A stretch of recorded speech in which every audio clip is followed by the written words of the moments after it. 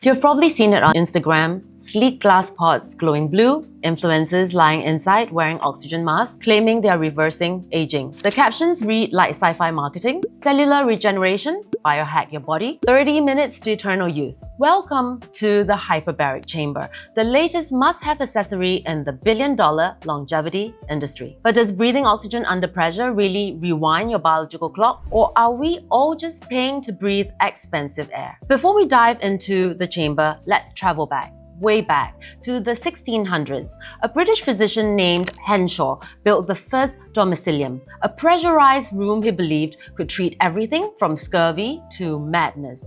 It didn't work, but humans have never let science get in the way of good marketing. Fast forward to World War I. Divers discovered that pressurized oxygen could save lives during decompression sickness. The bends.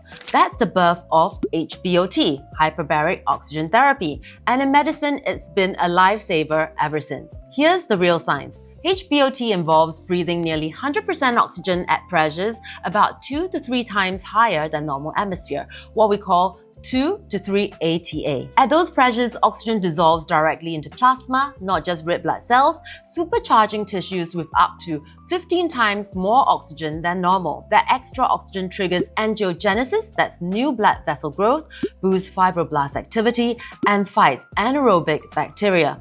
So yes, it can help heal, but only for very specific proven conditions.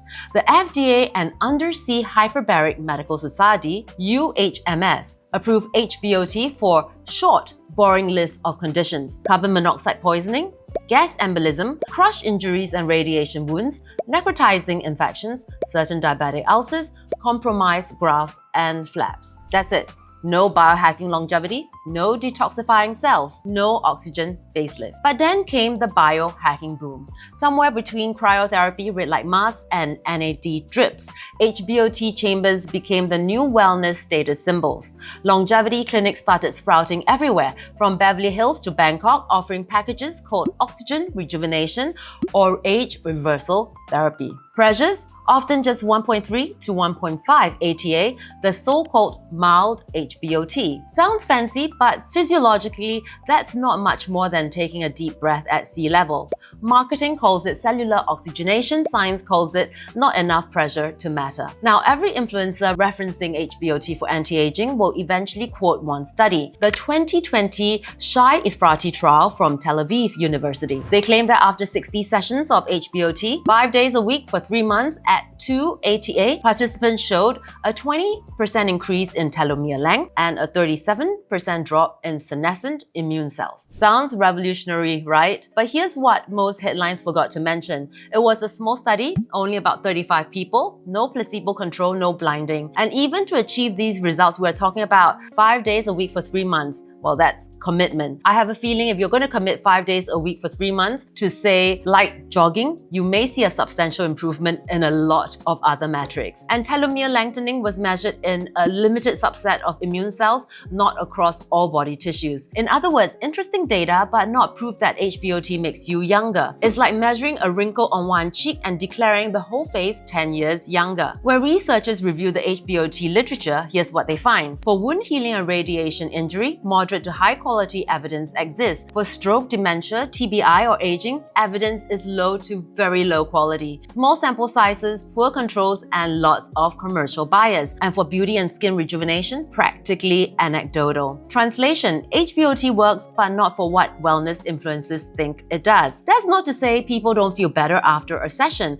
Oxygen under pressure makes you feel calm, alert, even euphoric, and lying in a pod for an hour without your phone, well, that's wellness win by itself. But don't confuse relaxation with regeneration. Sometimes the only thing getting rejuvenated is your marketing budget. Let's talk actual medical protocols. A legitimate HBOT session is 2 to 2.5 ATA, 90 to 120 minutes long, 5 sessions per week, over 20 to 40 sessions for chronic cases. That's what drives tissue-level angiogenesis. Those glossy 45-minute oxygen facials at 1.3 ATA, that's not the same therapy, it's spa air and a cylinder. HBOT is generally safe when done right, but not risk-free. But barotrauma, sinus pain, temporary myopia, even oxygen toxicity seizures have been documented. Fire is a real hazard when oxygen concentration isn't managed. When you see a pod installed next to a Himalayan salt wall and scented candles, run. The real danger isn't HBOT itself, it's how longevity clinics blur the line between medicine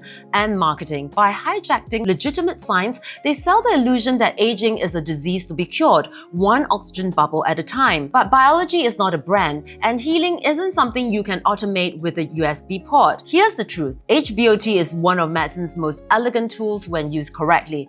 Oxygen as a drug delivered with precision. But once it leaves the hospital and enters the wellness market, science turns into smoke. So before you climb into that sleek white pot promising eternal youth, remember, oxygen might fuel life, but hype fuels sales. And sometimes the difference between medicine and marketing is just a little hot air. I'm Dr. Chai Ling. This is Chai Files, where we strip the gloss off the wellness world and look for the science underneath. If you like this episode, breathe easy and hit subscribe.